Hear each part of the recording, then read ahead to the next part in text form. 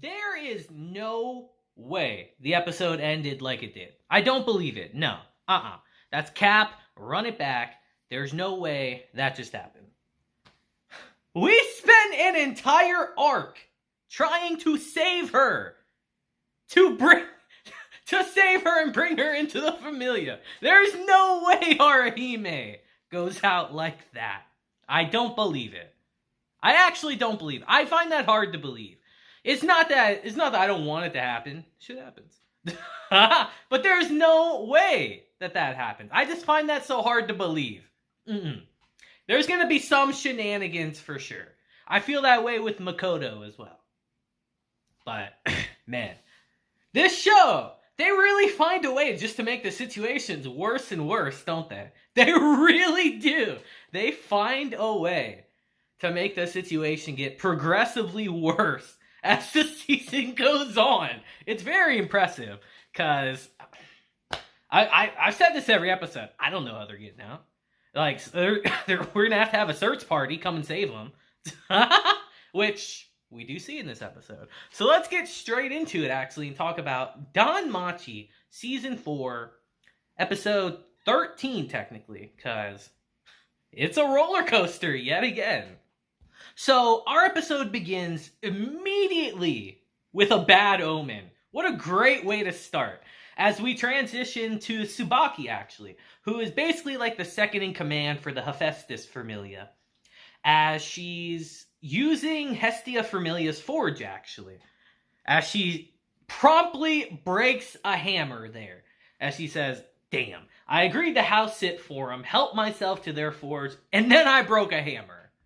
As she literally says, or else, this is a bad omen. And when a show does that, that's a good cue to know that, yeah, things are going to start going wrong. And it's here she actually gets approached by Mitch and Naza, who just ask her flat out, like, "Can you help us in the dungeon?" And that's how our episode begins. And it's here we transition to a scene that I would call pure dumb luck, as Belle himself literally will say, as we transition to him and Ryu, where we left them off in our last episode, with the Juggernaut finding them. And their situation's not exactly good. And Belle, upon seeing it, literally just makes a break for it. And who can blame him in this situation? They're screwed. As they're running, though, he starts charging Argonaut and ends up firing it at the ceiling, bringing the ceiling down and kind of separating them from the Juggernaut for the time being. As Belle says, pure luck. That's all it was. And it's here we see that Ryu finally wakes back up. And as Belle's filling her in on what's been happening, we see just how hurt she is. She is not in a good position at all. As Belle tells her, "Alright, you have to heal now. I ran out of items. You gotta use the magic on yourself." And it's here that Ryu starts chanting a healing spell, but then casts it on Belle instead. And he doesn't like that too much. As Ryu tells him, "This is for the best. I'm too far gone. I'll only slow us down. That spell was the last of my magic." As she says, "Belle, go on without me. Leave me." But just then, before she can finish that, they get interrupted by the appearance of a monster. And when we get a look at it, this thing looks crazy. It's demonic looking, as Belle says. "Is that a skull sheep?" What a crazy thing in the dungeon, a skull sheep, huh? Okay. And it's here we transition to Dormal and Luvis learning about what happened to the Hestia Familia, as they said, "What do you mean the Hestia Familia stranded in the dungeon?" As they're talking to two adventurers who actually were down there and left them there. They abandoned them, basically. And as these adventurers run off, Luvis says, "Forget it. We can't leave the Hestia Familia down there. I'm heading into the dungeon." As Dormal's like, "The hell you are. With injuries like those, it's suicide. I'll go." But as they're arguing with each other, they get interrupted by Tsubaki, actually, with the waitresses from the Benevolent Mistress. So after they fill her in on the situation, she says, "Alright, let me get this straight. There's a floor boss. The 25th floor exploded. And to make matters worse, the monsters are acting weird, huh?" As they tell her, look, we know it's ridiculous. We can't wrap our heads around it either. Shit's wild. As Tsubaki tells them, I guess we ought to go take a quick peek at that 25th floor, see what's going on. And as we transition back to Belle and Ryu, yet again, not a good situation as you would expect. As Belle's staring down this monster and he says, do I run? I doubt we'll get very far. As Belle decides to actually stand his ground and fight. And this thing is terrifying. In an instant, it gets in his face and then vanishes. And Belle is freaked out. As Ryu tells him, it didn't run. It's camouflaged right now. It's still in the area. As all of a sudden, the skull sheep lunges at him and takes a chunk out of his arm. As it shoots projectiles at Belle, hits him, and then lunges at Belle, biting into his already damaged arm that's probably hanging on by a thread. As Belle just starts stabbing it in the neck, desperately hoping it dies before it rips his arm off. As Belle does eventually kill it, as he says, just one battle. That's all it took to do this much damage, as Belle's messed up again after literally just getting healed. As Belle gets up and flat out says, how in the world are we going to survive this? And it's here that Ryu just tells Belle flat out, just leave me behind and go. I'm dead weight. At this point, I'll only get in the way. As Belle starts screaming, saying, no, I am not going to abandon you. As he says, besides, I can't traverse the deep floors alone. I'd be dead in a matter of minutes, which, judging from that last fight, is probably true. I barely made it through that last fight even with your help. You're not dead weight. You've been to the deep floors before. Ryu, I need you. And it's here that Ryu gets her fire relit inside of her as she says, perhaps I was a little too hasty. I kind of lost my composure there. As she tells Belle, let's head to a room. One with a dead end. A small one, preferably. We'll hole up in there for a little while. Take some time to catch our breath. As Belle tells her, alright, that sounds like a plan. And it's here we transition back to Hestia Familia's fight with the floor boss, and I gotta say, it's going well right now. They are handling business and actually doing damage to the boss itself. And they're all focusing their attacks on one of the heads. The head that can nullify magic, which is very smart, as Aisha says. The party's working together like a well-oiled machine, giving the Amphius Bana a run for its money. The ugly bastards are running out of steam. As Daphne says, hey, do you think we might actually pull this off? And someone should tell her that you never say stuff like this in these situations. You jinx the shit out of yourself. And that's exactly what happens. As the Amphius Bana dives under the water, and they're all prepared, because it's been doing this, they're ready. But what they don't expect is that it goes to the waterfall, actually, and jumps out of that. And I'll be honest, it looks a little goofy. This thing does a backflip into like a headbutt into the ice and scatters everything, making a huge tidal wave of water blowing everyone away and breaking all their footholds. And in the process, we see Makoto get blown under the water, bleeding out as she gets attacked by even more monsters as she continues to sink. It's really not looking good for her. And it's here we transition back to Belle and Ryu, who are looking for a room they can rest in. As Belle says, if another monster attacks us now, we're doomed. We're done. Belle is very on edge right now as Ryu tells him, calm down, Belle. I'll keep an eye out for any monsters nearby. All you need to do is concentrate on getting us somewhere safe. And that calms Belle down a bit as they continue moving, and she says, when we come to a fork in the road, choose the narrower of the two paths. And it's here Belle starts thinking to himself, like, even if we make it to a room, what comes after that? As they come to the fork in the road, and Belle says, assuming we do get to rest, what's our next move? As he tells himself, alright, just one step at a time. Just do as Ryu tells me. And as Belle's walking down the path, he sees a faint light in the distance. As he's like, that light, could it be? It is! It's a magic stone lamp! It's a person. There's an adventurer down here. And as they start heading towards it, he says, our luck's turning around. We're not alone anymore.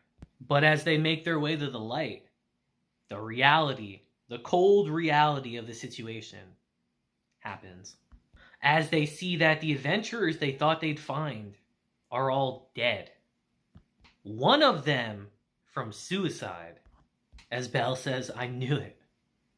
We're gonna die here. As the magic stone lamp burns out, and we see that there's 3 skull sheep now on top of Belle and Ryu.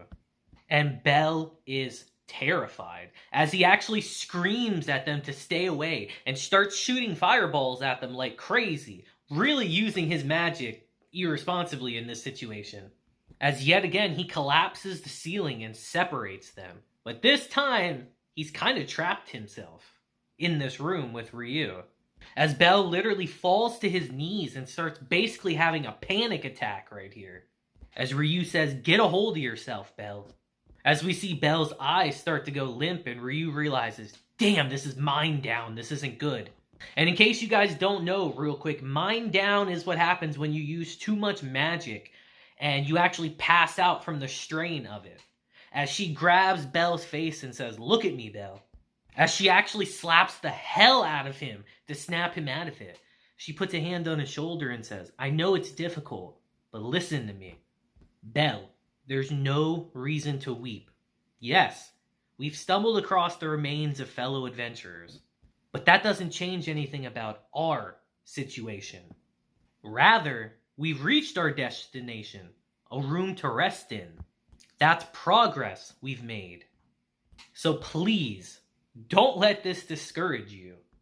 As she tells him, 5 minutes. I'll stand guard. Use that time to take a short nap. Give your body a chance to recuperate as much as humanly possible. As Belle says, just 5 minutes. And she says, in the deep floors, and especially in our current predicament, it's all we can afford. Sleeping anytime, anywhere in an effort to get back on one's feet. That's the mark of a true adventurer. Lucky for us, your last firebolt damaged the walls and ceiling, which means the room won't spawn monsters for the next 5 minutes or so. That's crazy. That's so rough. And whether your mind and body are able to recover, that's what will determine our likelihood of survival. Belle is literally their only hope right now of getting out of here. If something happens to him, they're done. They're gone. As she tells him, you rest first. After that, it'll be my turn. And as Belle's able to fall asleep, even for a little bit, Ryu suddenly starts breaking out into a sweat and says 5 minutes. Because she knows. She knows that's not a lot of time at all. And just how bad this situation is. But you gotta stay positive or you will not make it through. And as we transition back to the Hestia Familia party, we realize that, they're still recovering from that last attack. They were wiped out, essentially. As they're all getting back on their feet and they realize, wait a minute. Where's Makoto? As Daphne looks over and we just see blood pooling in the water. Not a very good sign, to say the least. But before they can worry about Makoto, the Amphius Bena comes back up out of the water and the fight continues again. As Aisha's just like, the son of a bitch just won't quit. As its one head just shoots fire everywhere, causing everyone to scatter. As we see Cassandra's giving in to despair again. As she says, I thought we held out for this long, only to be consumed by despair. And as the Amphius Bena shoots another fire blast at them, she's just standing in place, accepting it. Lily's trying to move her, but she won't move, and it looks like they're going to get hit directly. But Haruhime jumps in there, pushes them out the way, and gets hit with the attack head on. What? And for the first time throughout this entire season, Aisha is shook to her core. As Oka screams, even if it's the last thing I do, you're gonna pay. As Aisha howls and says, I'm gonna rip the head off your fucking neck. As they charge at the Amphius Bena. and our episode ends. And I'm sitting here like, there's no way they take out Haruhime like that. I don't believe it. It's not that I don't think she can die. I just think she's not going to die like this, you know? Like, if someone's going to die from this, and I really get the feeling someone's going to, like, it's going to be in a heroic fashion. That's how I feel. It's going to be like a blaze of glory. They're going to go out, but they're going to end up saving everyone. That's how I feel like someone's going to die in this. I can't believe a Haruhime of all people is going to die like that. I find that so hard to believe. But if it does, if that is the case, that's wild. What a way just to take someone out. Just like that. That's kind of wild. This whole episode is wild. Everything just keeps getting worse. How can everything keep getting worse is what I want to know. It's crazy. They're going to have to get saved at this point. Like, someone's going to have to come down and save them. That is the only way they're getting out of this. There's no other way. But yeah, guys, you guys let me know what you thought of this episode. I thought it was kind of crazy, personally, because it is. But I'd love to hear your opinions down below. Because Danmachi's coming back this season swinging. And I'm here for it. I love it. So, until next time, guys, I hope you have a great day, week, month, and year. And, yeah, come back next time so we can see how they get out of it this time. Because I don't know. I don't know at this point. I'll see you guys then. Deuces.